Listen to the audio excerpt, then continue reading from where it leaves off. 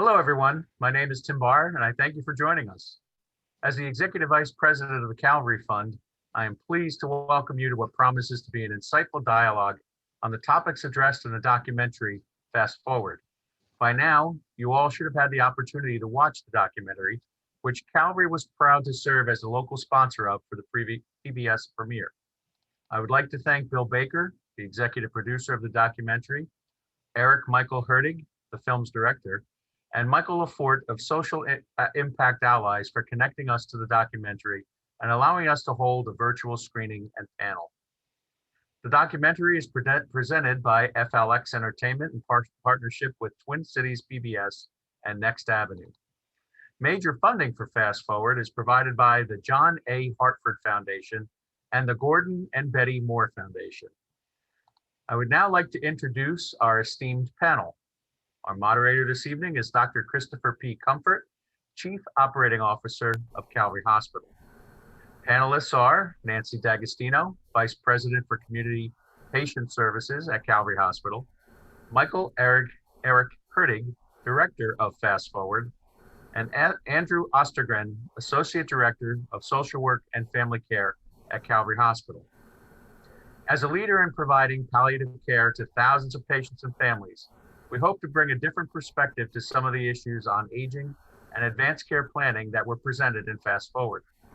We encourage you to ask questions of our panel, which you can do via the Q&A function.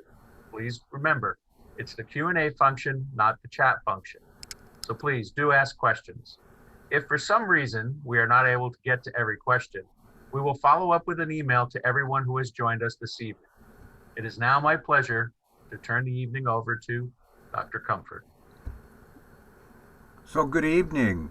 Glad to have everybody with us. This is a fascinating look at a topic, I guess, that most of the panelists that we have here tonight deal with all the time, but we deal with it professionally.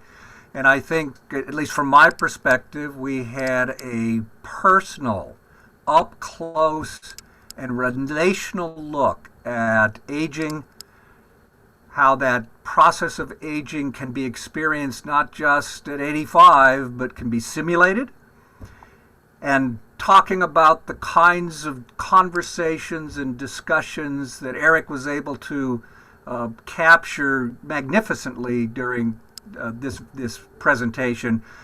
I was fascinated by the conversations and fascinated also about even the idea of this kind of a presentation, this kind of a production. So, Mr. Hurtig, tell us a little bit, where did the whole idea of tackling this particular subject and in the unique way that you did, where'd that come from? Thank you, Dr. Comfort. I actually came at the subject of aging a little bit sideways. As a filmmaker, I've always been very fascinated by the idea of time travel and narrative. This idea that we can reach into our past or journey into our futures and get this this special knowledge that we could bring back into our lives today to somehow make a change that could better us today. And in thinking about myself, where I'll be in 10 years, 20 years, 30 years, and my family, and I'm in my late 30s, my parents who are in their 70s, I started we started to look at using this idea of time travel in documentary, which isn't often done. And as we looked at a documentary that looked at people's futures and then also ended up doing deep research into documentaries that explored aging, we saw a lot of perspectives on aging in the here and now for older adults and others looking at it from many different angles, but we didn't hear as much from younger people who aren't there yet. So I think that's because it's really hard to see into our futures, even beyond just a few years. And so we decided to take this as a call to do an experiment and see what the connections are and what the disconnections are between what people expect from their aging as opposed to what some of the realities are. and to break through some of this doom and gloom that floats around there for younger people when they think about themselves growing older.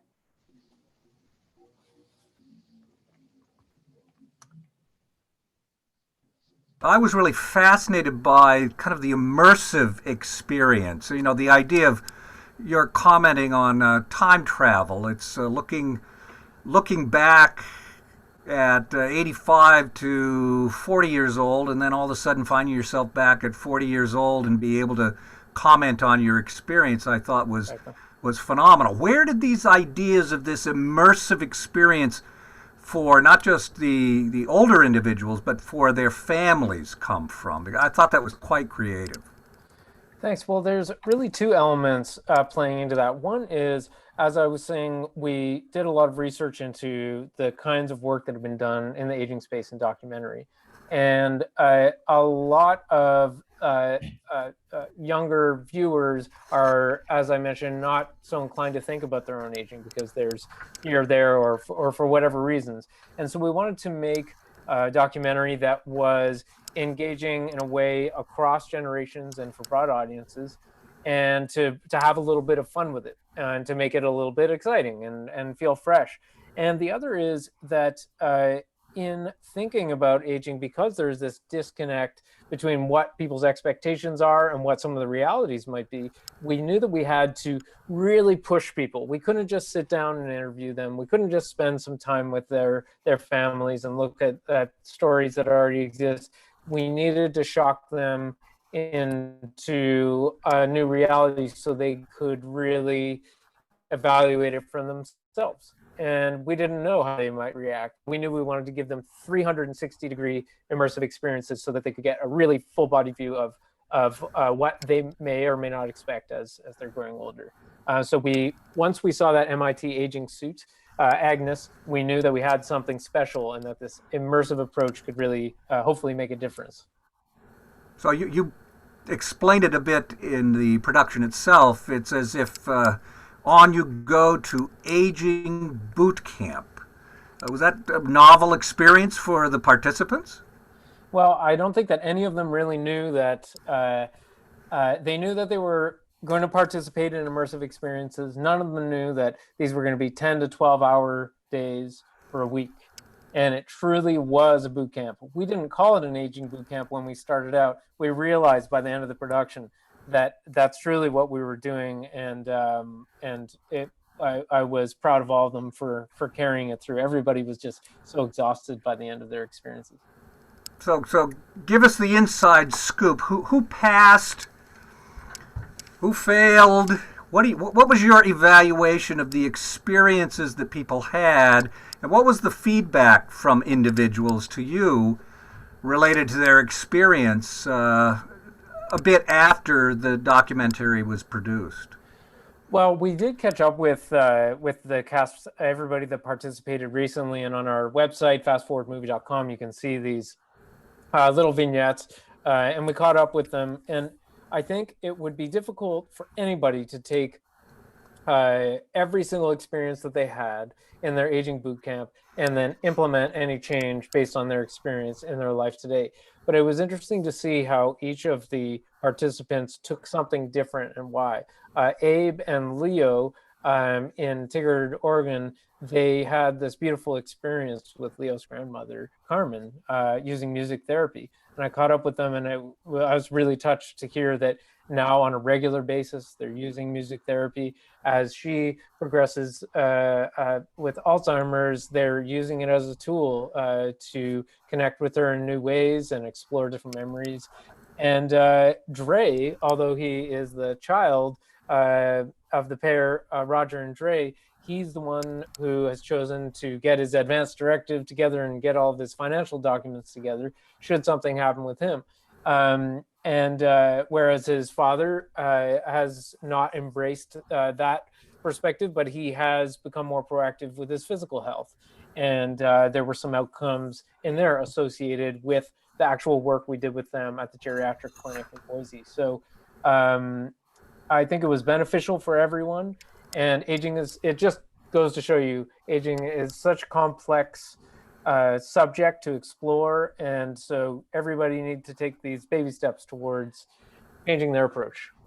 Fascinating, fascinating. Now, Nancy D'Agostino was involved in really the startup of the hospice movement here in New York and has a tremendous amount of experience in terms of late stage diseases, the conversations about treatment decisions. Nancy, have you ever seen a conversation about decision making like what you saw in Fast Forward? Is this a model, in fact, that says, wow, we've been doing it wrong all along? This is a much more experiential discussion rather than it is checking the tick boxes about choices. You know, it's very interesting. In my everyday, every single week, I get a call from family members, and I always have to applaud them when they call kind of early in their loved one's illness. And sometimes people will call about their parents who have been just diagnosed with cancer. And I'm always very impressed that they've called early enough. What struck me about this film is that if I were to show this to my children who are in their 20s, I think it would be a wake-up call for them to kind of want to know what the conversation should be. And do I see people as I think it was a much more engaging way to get people to recognize the importance of conversations, not necessarily filling out forms and gathering up the right format for an advance directive, but to really have the conversations with relatives, people with whom you will be associating with as you age, and really having that conversation about what you value in life and what you're hoping for, and try and get that planning done a little bit early. Unfortunately, with so many of our patients, they're really kind of caught off guard, and the need to make decisions in the middle of a crisis is much more stressful than it is when you can sit back and have a conversation when people are feeling at least a little bit more comfortable. Yeah, and I think that's what struck me too, the idea of this was not a look at crisis mode. This was anticipatory, and it seemed to me that the natural discussions seemed so much more insightful when it was not in this kind of crisis experience. Andrew Ostergren, as a leader in social work here in palliative care, you go through these conversations all the time.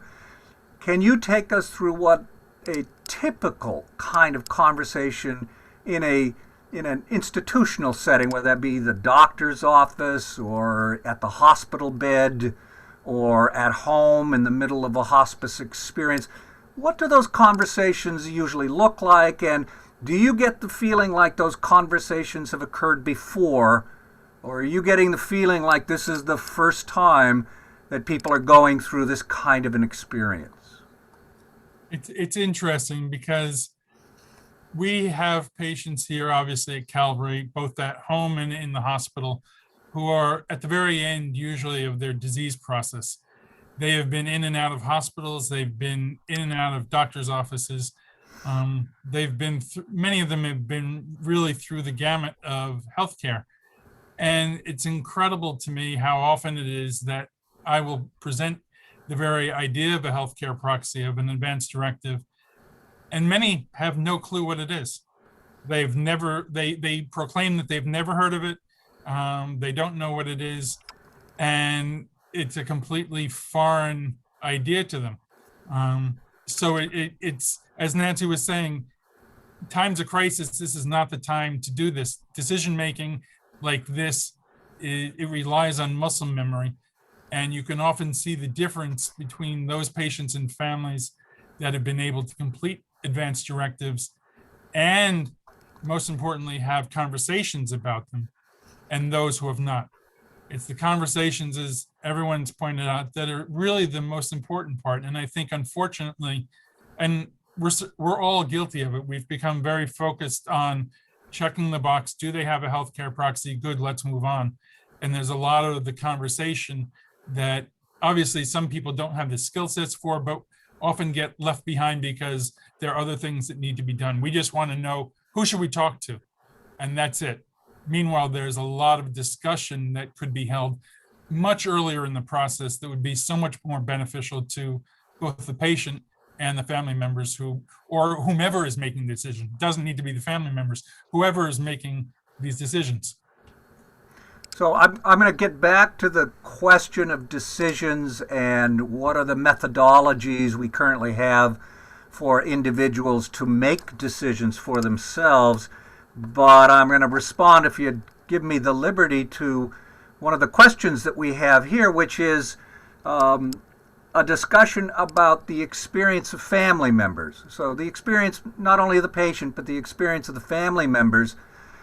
And in particular, which was not clearly addressed as part of the presentation itself, but obviously was anticipated, is that idea of a caretaker looking back after the care of a loved one, and the idea of what are the supports related to caregivers as they go through this difficult time. Michael, I'm going to start with you because the question specifically asked was, did you have the ability to profile anybody who considered themselves the single caretaker? So someone who had a loved one who was participating as the older person, but was really kind of on their own and isolated, and their experience of being the caretaker was really a very isolating or an individual experience. Are you referring to solo agers, or are you referring to someone who is the sole caregiver to one other person? Actually, both. I think, and the solo ager, I think, is fascinating, and that's really talking about the community supports that we allow for those relationships, but also the idea of the tremendous burden that caretakers often have because the need for care is so extreme, so difficult, that it ends up nearly taking over the entire life that person has. I think one of the challenges with Fast Forward was creating a film about aging that takes place in 56 minutes. And one of the things that we found was that all of these families had different dynamics, and the different dynamics would play out, although we didn't know how they would play out because we don't have a crystal ball to see the future, that they would all play out based on the relationships as they are today. And the closest thing that we had to someone who might be a primary or solo caregiver to someone else, or even a solo ager in a sense in the film, is Susan, of the pair Susan and Sophie. What you don't see in the film is that they were actually in quite a strained relationship before filming, and only they told us in their follow-up that through filming their relationship was galvanized and they were brought back together. But prior to that, they were in a situation where there may not even have been care coming from Sophie for Susan. And so I think that is one relationship which was really interesting to explore, given that Sophie considers herself that she herself will be the primary caregiver to her mother. And meanwhile, that they had such a disconnect in what each other's expectations were.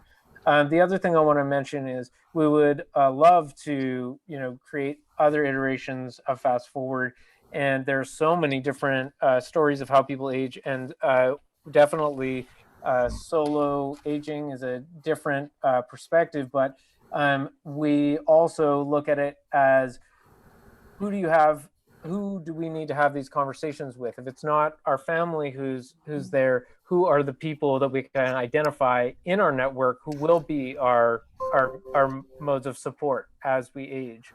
And our partner nextavenue.org has some email courses they've created to help people identify who are these people that are part of my support network, and who can I benefit from having these conversations with.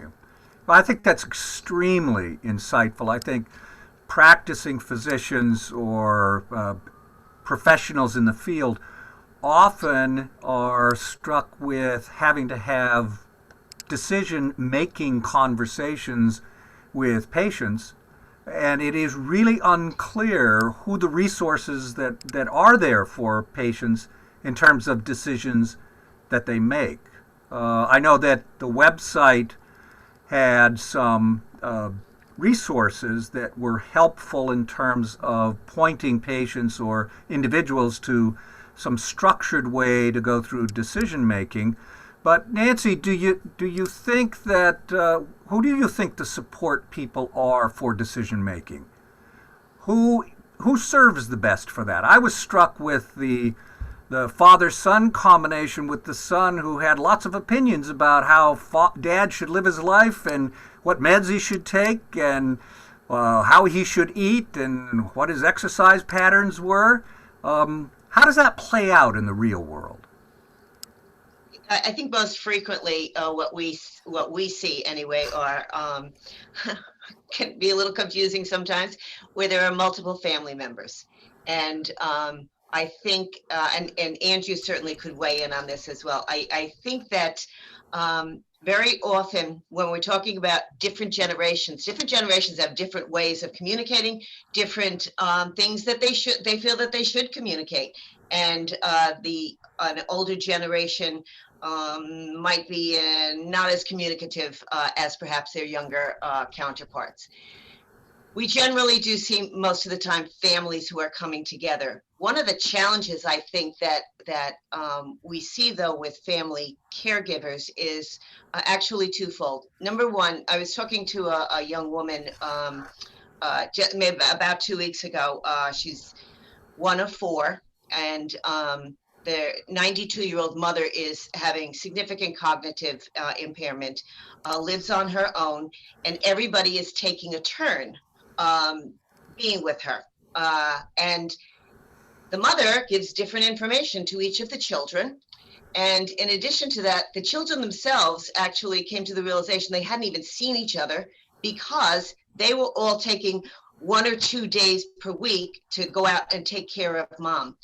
And I think what gets lost sometimes is that people can get overwhelmed, especially when you don't know what the values and goals are of the individual. If somebody wants to stay home, then we can all work in that direction. But when there's a lot of unknowns within a situation, or differing levels of understanding about what an elderly person or someone as they get towards the end of life, if there's differing levels of understanding about what is important, I think sometimes that it can lead to conflict. Our hope in working with families is that they will finish their caregiving duties, responsibilities, commitments, whatever, feeling that they did the best for their loved one because they're the ones who knew them the best and knew what was important to them. That's what our hope is for individuals. Sometimes we don't get the time to be able to do that. Mm-hmm. What do you think, Andrew? What resonates in that with you? I would piggyback exactly on what Nancy was saying. I think, unfortunately, we often look at families as a single solitary unit. And the reality is that obviously these are individual relationships. You could have a family with 6 children, and they all have different relationships with each other as well as with their parents. And exactly as Nancy said, they all hear or perceive different things that the person wants. One person might say, well, I was with dad when he said X, Y, and Z. And another says, but yeah, I remember being with them and they said X, Y, and B, whatever. It winds up creating conflict, and without having the ability to have conversations with everybody so that someone really can convey their values and what they wish to happen, it winds up, unfortunately, sometimes being in utter chaos, even though everyone's trying to do their best to help someone. And time is a big factor. Mm-hmm. If there's more time to have the families be able to realize that perhaps there needs to be more conversation, or I wasn't aware that was what the situation was. The film that Mr. Hurtig has put together, though, kind of reminds people of, there are going to be some changes, and perhaps it's my responsibility to reach out so that I'm not in a terrible situation of not knowing what I should be doing for a loved one. So a lot to think about. So, Michael, I was curious about how the participants' responses to those formal processes that we have as medical people to make decisions, DNRs, living wills, healthcare proxies, most forms. How did the participants respond to those very formal methodologies of documenting or memorializing decision making? Intimidated by them, comfortable with them? Did they seem to help in the process, or did they hinder? Well, as Andrew Bird, who has an original song in the film, we asked him to share, his thoughts on his reaction to the film and why he wrote his song. And he said, this is a taboo subject for most people. And as Andrew said earlier, people saw this material and most of them said, "Oh wow, I've never considered this. Who would I have do this? I just in a coma and not expected to wake up or recover. Well, I don't know." And I think one of the most telling and interesting factors is that we did so, and we shared the living will with each of the parents and each of the children separately in our interview space, had them answer for we have the children think for themselves and also for their parents, and then had the parents consider what they would want in their living will and how they would answer these questions, and then we brought them together. And there were some moments of beautiful connection where, oh yes, of course, my son or my daughter knew exactly what I would want, but there were also moments of disconnection, and so it's very telling because we're talking about crisis mode here, and even when we're not in crisis mode, not to mention the fact that these things change over time and these wishes change over time. I think that's the hardest thing about all of this, was that I gave this to these families and they went through and evaluated all of these topics, but unless it truly becomes, that taboo feeling goes away, then these conversations aren't going to happen again, and they need to keep happening. So it was a learning experience for all of us involved to see everybody reacting. So, Andrew, how well do you think we're doing as a professional community with this very, very important area? How well do we do with our discussions with proxies and living wills? What's your experience in terms of the day-to-day care of patients that you're involved with? It's rather glum. I would wish it were better, but I think the reality is that it's still a small minority. I mean, as the studies show, it's somewhere around 30%, 40% of the people who actually complete a proxy. And even here, after education, it's still difficult. And obviously here, there is the crisis to be considered and things like that. But I think that the time spent and the effort put into it is minimal. And unfortunately, the results show that. I remember about probably a decade and a half ago or more, we were actually, there were social workers from Calvary who were doing education in the community for a study. And that really helped because it was educating people who were not yet in a crisis. They weren't in a hospital bed. They weren't dying. They weren't in a situation where they just sort of pointed a finger at someone and said, you're the one. So they had the opportunity to talk about these issues and try to figure out, what do I want? And I think that's really what needs to happen is we need these conversations earlier. They need to be prompted much earlier so that people can think about it. And I think obviously documentaries and shows like this are wonderful because they do start that conversation, but there needs to be something that keeps it going, because otherwise, just like Roger, you wind up, you getting that proxy and yep, I have one. It's half completed in my desk. I mean, I can tell you from personal experience, I chased my father all the way around the house and outside and back, trying to get him to sign something. And he wouldn't even talk about it. When he finally did it, it was thanks to my father-in-law who convinced him to do it. And then my father threw it at me and didn't want to talk about it. So these conversations are hard for people. Nancy, how about your experience? You often interface with patients that are relatively late in their disease course and actually typically have gotten some bad news about where things are going. How are those conversations within that kind of a structure? A referral to hospice is unfortunately a huge shock to a lot of people. And certainly based on the severity of illness and the fact that more than a quarter of our patients come home and are home for less than 5 days before they die. We really are in a crisis situation. The conversations can include everything. Usually we really focus on what's going on with that individual patient and try to glean information about whether people, should something happen, do you want to bring this person back to the hospital? Are you, if you are thinking about feeding tubes, have you considered whether you want to have IV antibiotics or not? But we're talking about in a real crisis situation. I can tell you that the information comes too fast for people. And last year during the COVID pandemic, back in March and April, when we were caring for patients who literally went from healthy to they were dead within 3 or 4 days, family members were totally overwhelmed.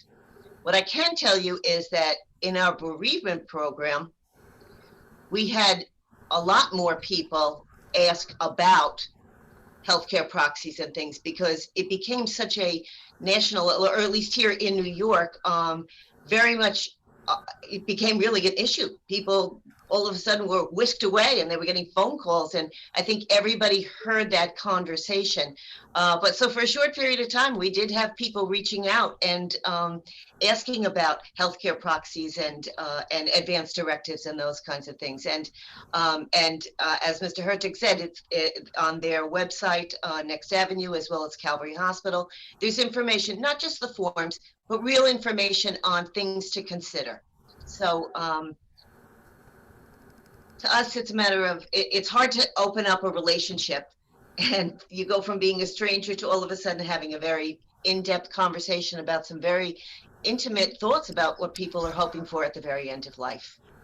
I admire our staff. Well, one of our friends, Arlene, has a question which I think is fascinating, and I think with an aging population, she points out that it's not uncommon for the caregivers to have conversations with loved ones, maybe in their early 70s, late 70s, and taking care of an elderly loved one in an assisted living situation, in a supported residence.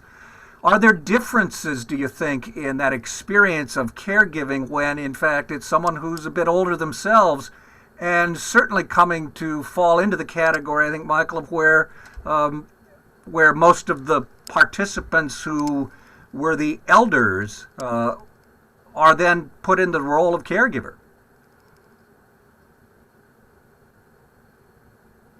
So may I ask the question? So I guess the most of the vignettes were fairly traditional. You know, a younger individual there with someone who's getting older. One of the questions that was asked is, boy, my experience is really old people, and I'm taking care of someone who's really old. And I should be going through the experience of that older person, not living the life of the son or the daughter who's having those easy conversations because I've got the rest of my life in front of me. Yeah, absolutely. I think again, there are many different iterations that Fast Forward could take in many different stages, and because we wanted to go for a millennial audience and bring them together with their parents and a broad audience, we chose the age ranges, and there are so many other considerations, so many other stories out there that we'd love to explore in multiple further iterations of the film. Yeah, That is fascinating. What do you think would have happened, Michael, if you had had 12, 18 months of the experience of COVID and what that did to family relationships? What do you think this documentary would look like in an age of COVID? Well, one of the amazing statistics that we saw as we continued to push the film out is the increase in intergenerational households during COVID. Increasingly in this country, and I can speak for myself, my family's all over the place. I don't live in the same city as my parents, and then only one of my siblings still does. However, so many families came together for such an extensive period of time, and some are still remaining together in the same households. And I think that creates an entirely new dynamic in thinking about the future and thinking about care and support. And meanwhile, on the flip side, there was for a period, and hopefully it's drawing back now, but increase in isolation and inability of caregivers and primary caregivers to have physical contact with the person they were to be giving care to. And so it foregrounded for so many people how important that high touch caregiving is, and that this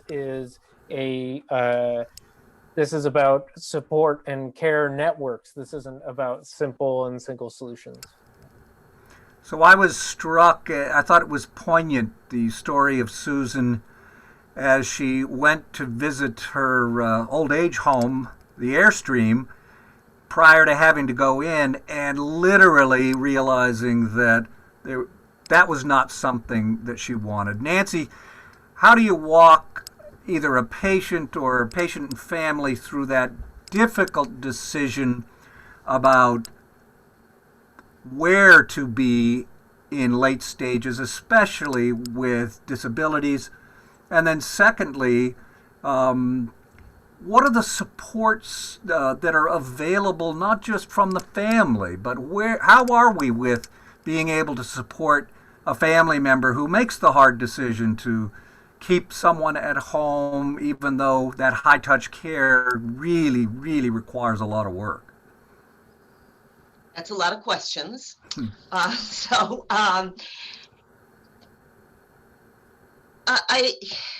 think over the years, one of the things that we have realized in meeting people during the last few weeks, months of their lives, is that we as healthcare providers have a huge responsibility to be honest in a way that people can hear what is being said. I'll give you an example. The whole idea of a DNR.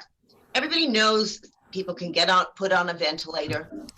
It can be done.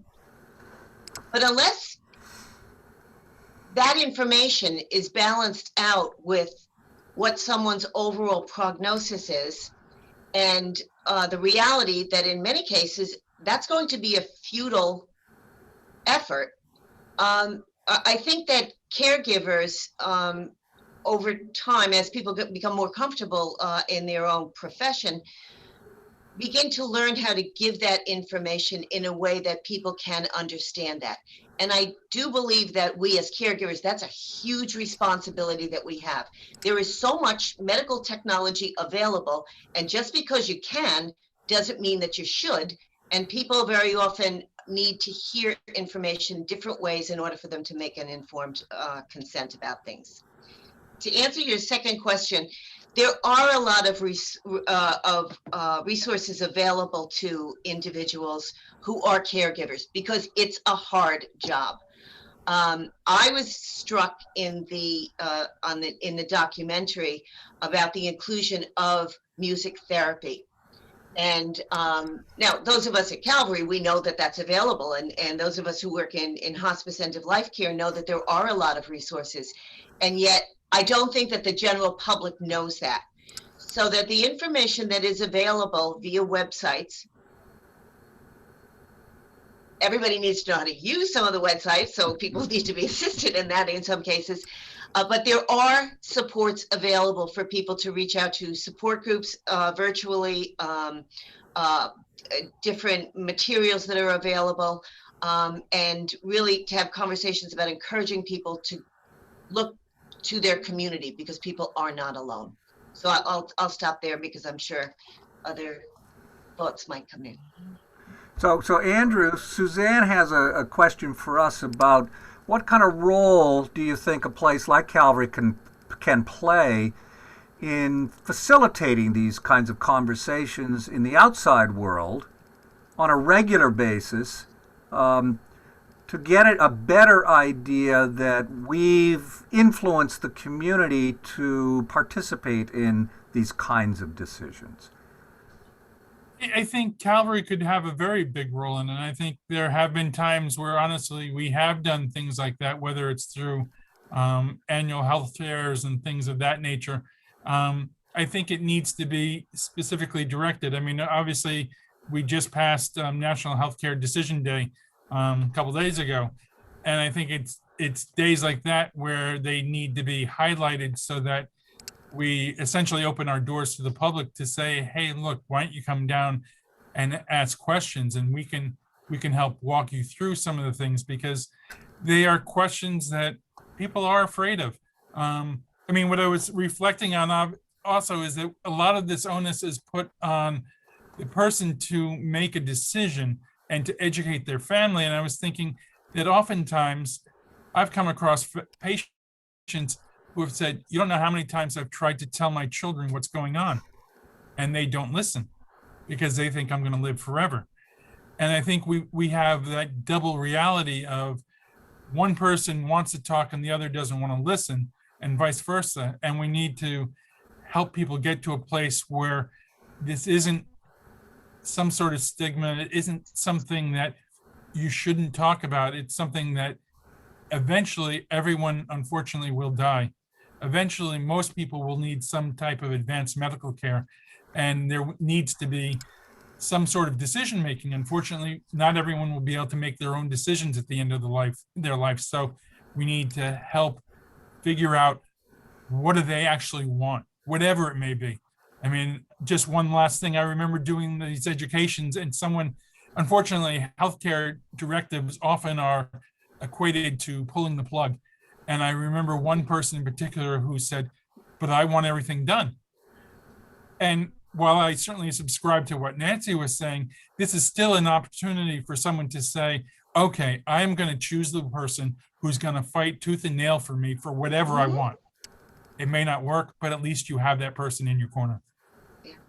So Nancy, how do we guarantee the access to these kinds of services, whether they be informational services, palliative care, hospice services, so that they really are easily accessed within the community itself? Calvary has a number of different programs. I think that what we in healthcare have seen in the last decade or so is the emergence of palliative care, which really has been focused really in hospital settings. But I do believe that more and more people are having the opportunity to have goals of care conversations. Perhaps not as much as we would want, but I think that one of the programs that Calvary is just starting up is our palliative care program, which has nothing to do with hospice, nothing to do with stopping treatment, but is really directed at trying to help people to maintain their comfort, regardless of what their underlying illnesses are, and be able to stay at home. So I think that the push really from many national organizations as well as local healthcare institutions is to try and move those kinds of conversations a little bit more upstream, so that we are having them well before those last 5 days of life. And most institutions do have a palliative care organization. And I think that what we have seen, we've gotten many, many requests over the years to speak at retirement homes and church groups and women's groups. And it might seem redundant. I think to myself, well, everybody must know about a healthcare proxy. We've spoken about it 1,000 times, but it is new information for a lot of people. And I think anytime that we can keep bringing it up and encouraging people to call, to find out, I think that those are important conversations we need to keep having. So, Michael, you vicariously went to aging boot camp with several vignettes. Many of the people watching are really curious. What was your takeaway personally about aging, about that process, about those relationships? How did that affect you personally in terms of doing this work that you've done? Well, one takeaway was that it's not entirely fun to wear the Agnes aging suit. But I should say, in making that joke, that the suit is really designed, it's quite intense, and it doesn't give a true experience of what it's like to age, but instead shock the user into thinking about and giving them empathy for older adults and people who are older than themselves. But in reality, we have time to adapt, and it doesn't feel so extreme. But meanwhile, for myself, it really made having those conversations, all of these conversations that we're talking about, just like talking about maybe what's for lunch with my parents, because it just, there was, the taboo was lifted for me, and I think they were surprised when I started having these conversations with them and talking about the paperwork, talking about all of the ideas, and even thinking about the future, because they didn't really, want to think about their life in their 80s. They're in their 70s now, and why. So that was a big learning experience for myself and for my family. You would have thought that maybe I had done it even before we made the film, but it was all part of the process for me, and so I that was my own. It really was a personal aging boot camp for myself and for the crew. I think they would probably agree. So we're all curious, Michael. I think what's the plan now after this fast forward? Where would you like to take this? Where are you looking for this documentary to fit in? Is it calling you with this documentary to higher responsibility related to the issues that you've brought up? Where do you see this going? We could do in the future? Variations on the film. We could create a series of different stories. I think the challenge is to reach people in different places and at different stages where they're open to thinking about aging. And so I think that it could take different formats, not only full-length documentary on PBS, but shorter pieces, and for diverse, completely different audiences. I think aging is something very different for an 18-year-old and for an 87-year-old. Meanwhile, there's so many touch points and so many connections between aging and, for example, Dr. Coughlin, the director of the MIT Age Lab that made the Agnes aging suit, they want to see a world where our infrastructure, our public infrastructure, as well as products created by a broad industry, have an aging population in mind. So really, when I'm asked that question, I think there's so much media that can be created in this space, but from my personal perspective, in a fun and exciting way, because it's so hard to break down people's barriers to. So Andrew, curious your take on this. Do you think there are nuances to this within particular cultures? Are we talking about a similar experience related to the documentary? Where does that take us, since obviously being in New York City, you're dealing with multiple cultures all the time and having to understand what the consequence of those either similarities or differences are? It's interesting because I was actually thinking about this just before you're asking, because there are, especially in New York, there are various, for instance, religions that have their own healthcare proxies. Orthodox Jews have what's called an halakhic healthcare proxy. Jehovah's Witness have proxies which specifically indicate things about blood products and such. So certainly there are cultures that may basically defer to the elder. So a lot of these things need to be taken into consideration. I think we still look at healthcare through this lens of the patient's rights and things like that, but there are so many cultural differences that need to be taken into consideration and at least massaged along the way, because there are a lot of things that we can walk in step with and still be in alignment with taking care of patients, but also trying to uphold their cultural values.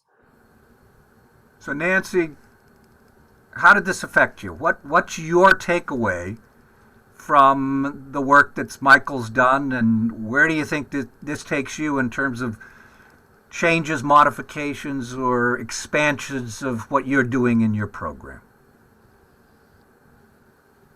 My takeaway was that I hope that it's gradual, because I do think that the suddenness of putting Agnes on must have been a huge shock for those individuals. First of all, I really would like for for everyone on our hospice staff to see this.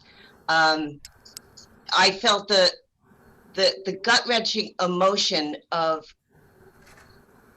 the parents and the children having that difficulty. And I think for me, because we do it every single day and it's part of what we do, it was a reminder to me that this is not easy. I go to my family, and I'm one of many siblings, and I say, no, we just have to find out from Mom what she wants to have done. So my siblings are like this, but I think it was a real reminder of the emotions that are associated with it, even when people are not in crisis. So that for me was something that was a takeaway for me, and that is something that I talked about in the break room, and things that we talked about just with the staff.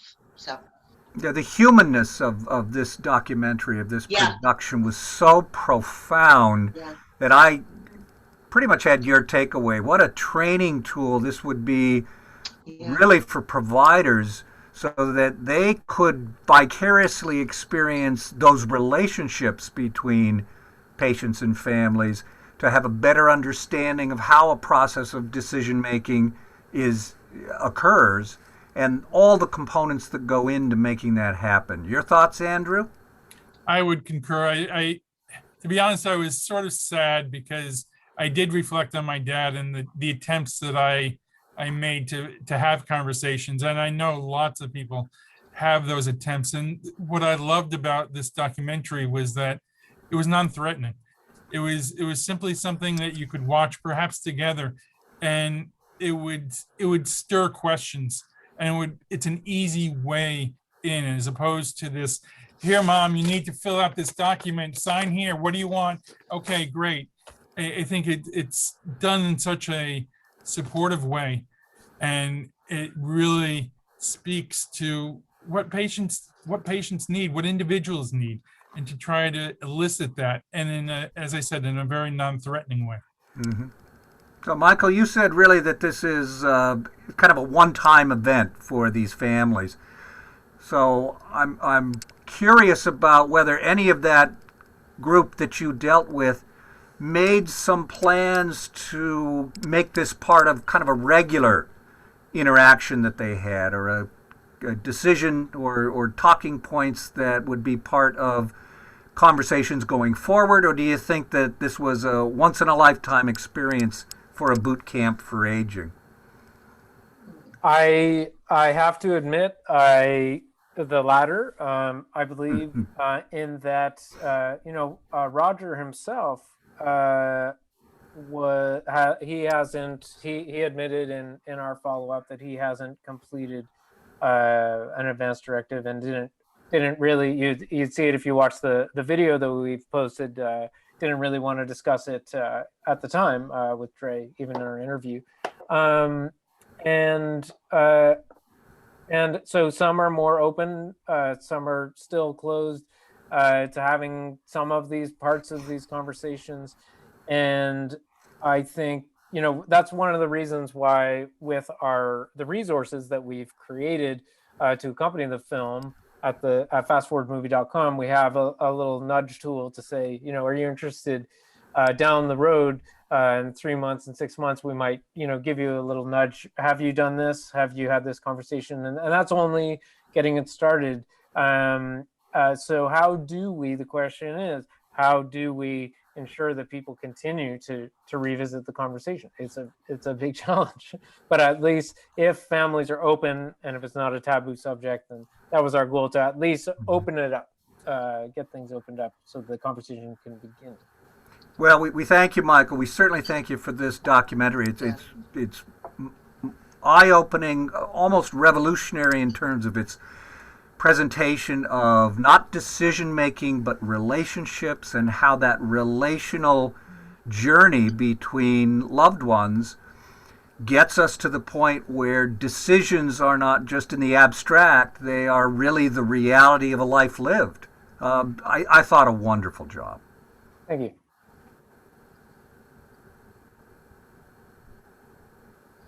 Mr. Barr is mute, but that's all right.